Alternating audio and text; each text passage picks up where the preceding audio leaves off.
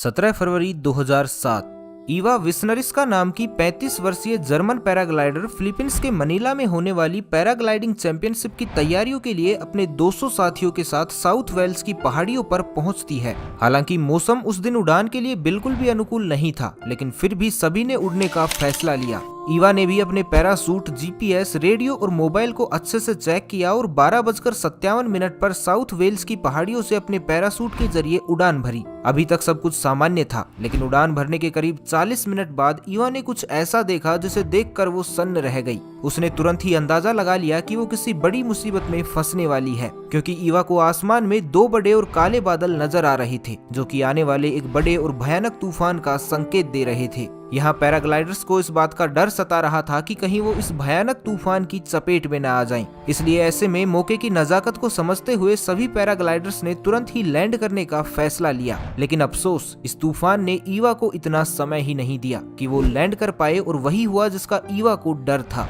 कुछ ही देर में उस भयानक तूफान ने ईवा को अपने आगोश में ले लिया। वहीं दूसरी तरफ उसके बाकी सभी साथी सही सलामत लैंड कर पाने में कामयाब रहे। चारों तरफ कड़कड़ाती बिजली, घनघोर अंधेरा और तेज हवाएं। इस टाइम ईवा को कुछ समझ ही नहीं आ रहा था कि आखिर वो इस सिचुएशन में क्या करे। ये सब ईवा के लिए तो ऐसा था जैसे मानो किसी ने उसे एक बड़े महासागर में 100 भूखी शार्कों के बीच में छोड़ दिया हो।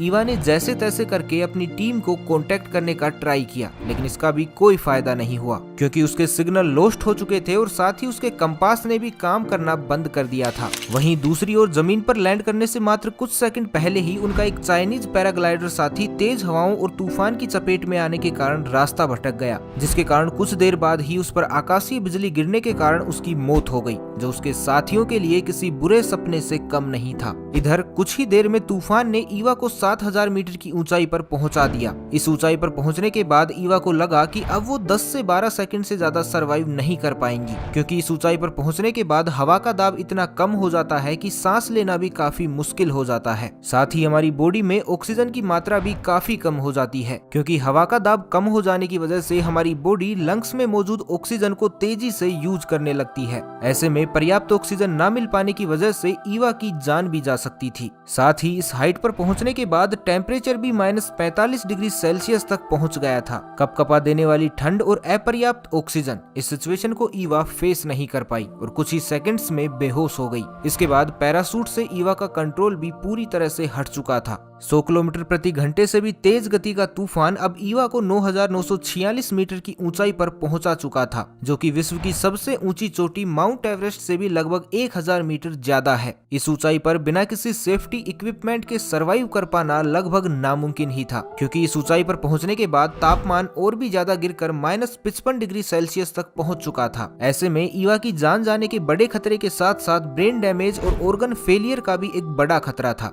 इस समय ईवा की बॉडी का मेटाबॉलिज्म भी डाउन हो चुका था और बेहोश होने के बाद बॉडी का वेट एक साइड में झुक जाने के कारण अब पैरासूट भी एक ही पॉइंट के इर्द गिर्द यानी 360 डिग्री के सर्कल में चक्कर काटने लगा। ऐसे में ईवा के जिंदा बचने के चांस अब ना के बराबर हो चुके थे, लेकिन तभी एक चमत्कार होता है और ईवा का पैरासूट अपने आप ही तेजी से नीचे की ओर आने लगा। अब उसका पैरासूट 200 किलोमीटर प्रति घंटे से भी तेज गति से नीचे की ओर गिरने लगा था, जो कि किसी लोअर लेवल पर किए गए फ्री फॉल से कहीं ज्यादा था। कुछ ही देर में ईवा 6900 मीटर की ऊंचाई पर पहुंच चुकी थी। इस ऊंचाई पर पहुंचने के बाद पर्याप्त ऑक्सीजन और एटमॉस्फेयर की हीट के कारण ईवा की बॉडी अब कुछ गर्म होने लगी थी और लगभग 45 मिनट से ज्यादा समय तक बेहोश रहने के बाद फाइनली ईवा को होश आने लगा। जैसे ही उसकी आंखें खुली तो उसे विश्वास ही नहीं हुआ कि अब भी वो जिंदा है, लेकिन खतरा अभी टला नहीं था, क्योंकि काफी लंबे समय तक -55 डिग्री सेल्सियस से भी ज्यादा तापमान में रहने के कारण उसकी पूरी बॉडी फ्रीज हो चुकी थी और उसका हार्नेस भी हेलस्ट्रोम यानी कि ओलो से भरा हुआ था। इस सिचुएशन में ईवा अपने हाथ पांव को हिला तक भी नहीं पा रही थी। ऐसे में बिना ग्लाइडर को कंट्रोल किए उसके जिंदा बचने की पॉसिबिलिटी काफी कम थी, लेकिन उसके पास जिंदा बचने का ये आखिरी मौका था, जिसे वो किसी भी कीमत पर गंवाना नहीं चाहती थी।